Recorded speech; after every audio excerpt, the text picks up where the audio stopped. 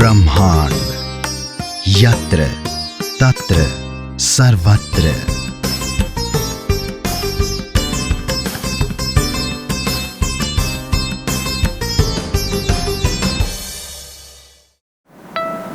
Hello friends, welcome to Happiness Unlimited. दोस्तों, अक्सर हम अपनी ज़िंदगी में अपनी जिम्मेदारियों को अपना बोझ समझ लेते हैं और उनको उठाते हुए हम इतना हैवी और इतना नेगेटिव महसूस करते हैं कि हम उनको बहुत अच्छे से नहीं निभा पाते।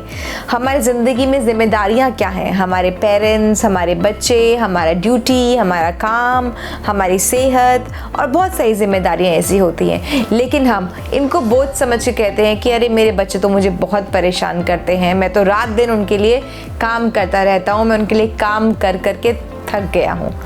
ऑफिस वर्क को हम सोचते हैं मेरे ऑफिस में इतना काम होता है, इतनी रिस्पॉन्सिबिलिटीज़ होती हैं, इतना प्रेशर रहता है कि मुझे अपने खुद के लिए तो समय ही नहीं निकल पाता। वैसे ही हम अपने पेरेंट्स के लिए, अपने स्पाउस के लिए या अपनी बाकी सारी रिस्पॉन्सिबिलिटीज़ के लिए हम कहते हैं कि वो हमारे ऊपर बोझ है। एंड क्योंकि हम उनको बोझ समझते हैं तो वो भारी हो जाती हैं और हम उनको अच्छे से निभा नहीं पाते। लेकिन अगर हम उन्हें जिम्मेदारी समझ के निभाएं, अपनी रिस्पॉन्सिबिलिटी समझ के निभाएं, तो हमें उनसे प्यार हो जाएगा, हमें उसमें लगन लग जाएगी और हम उसको बहुत अच्छे से निभा पाएंगे और अपनी ज़िंदगी को बेहतर बना पाएंगे। एक छोटी सी कहानी इसी बात को समझाने के लिए मैं आप लोगों के साथ शेयर करती हूँ।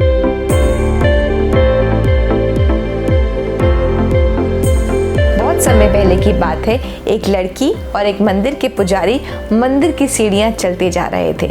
जो लड़की थी वो छोटी सी थी और उसने अपने कंधों पर अपने भाई को उठाया हुआ था। वो भाई क्योंकि चल नहीं सकता था, उसको कुछ प्रॉब्लम थी, तो वो जो लड़की थी अपने छोटे से भाई को अपने कंधे पर बिठाकर सीढ़ी पर सीढ़ी चढ़ती जा रही थी मंदिर में दर्शन करने के लिए। पुजारी भी साथ में चल रहे थे। पुजारी ने क्या उठाया हुआ था?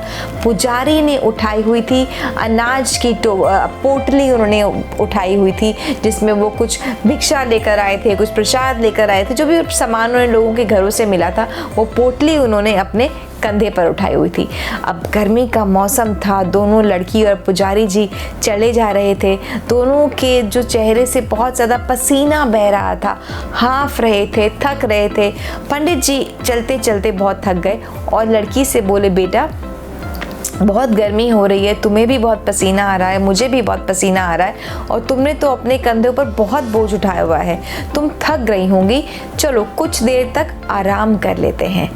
तो लड़की पंडित जी की बात सुनकर रुकी नहीं, चलती रही। पंडित जी बोले, रुक जाओ बेटा, थोड़ी देर आराम कर लो, छाँव में बोझ उतार दो, फिर चली जाना, ताकि तुम थोड़े ज़्यादा पॉजिटिव हो जाओगी, ज़्यादा एनर्जी तुम्हें मिल जाएगी, ज़्यादा ताकत तुम्हें मिल जाएगी आगे की सीढ़ी चढ़ने के लिए। लड़की ने उत्तर दिया, पुजारी जी बोझ तो आपने उठाया हुआ है जो निर्जीव है, मैंने तो अपने कंधे पर अपनी जिम्मेदारियां उठाई हुई हैं और मैंने ये जिम्मेदारी उठाई है कि अपने छोटे भाई को मंदिर में ले जाकर भगवान के दर्शन मुझे कराना है।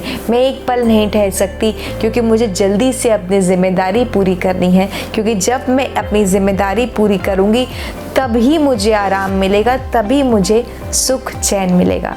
पंडित जी लड़की की बात सुनकर बिल्कुल सरप्राइज्ड हो गए। उन्हें लगा छोटी सी लड़की ने कितने बड़े ज्ञान की बात कह दी कि बोझ तो उनके कंधों पर है, लड़की के कंधों पर तो जिम्मेदारियां हैं। वैसे ही अगर हम अपने काम को, अपने रिलेटिव्स को, चाहे वो पेरेंट्स हैं, चाहे बच्चे हैं, चाहे स्पाउस हैं, चाहे जो भी लोग हैं हमारे आसपास जो हम पर डिपेंडेंट हैं, जिन्होंने हमें कुछ काम दिया हुआ है, अगर हम उनको बोझ ना समझकर जिम्मेदारी समझ लें तो हमारी ज़िंदगी कितनी आसान हो जाएगी। We will look forward to actually make them happy। हम उन रिस्पॉन्सिबिलिटी को पूरा करने के लिए बहुत खुशी से करेंगे, बहुत जोश से करेंगे। हमें बिल्कुल प्रेशर अपने कंधों पर आएगा ही नहीं कि हम ये नहीं कर पा रहे, ये बोझ है, ये स्ट्रेस है। रिस्पॉन्सिबिलिटी लगेंगी। रिस्पॉन्सिबिलिटी क्या होती है? रिस्पॉन्सिबिलिटी वो होती है जो सिर्फ हम कर सकते हैं, जो सिर्फ हमें मिली है, and we are answerable to that responsibility. तो अपने आसपास जो आपके काम हैं उनको रिस्पॉन्सिबिलिटी समझें, बोझ नहीं। तो आप देखेंगे आपकी लाइफ बेहतर, हैप्पियर और सक्सेसफुल बन जाएगी। Thank you so much.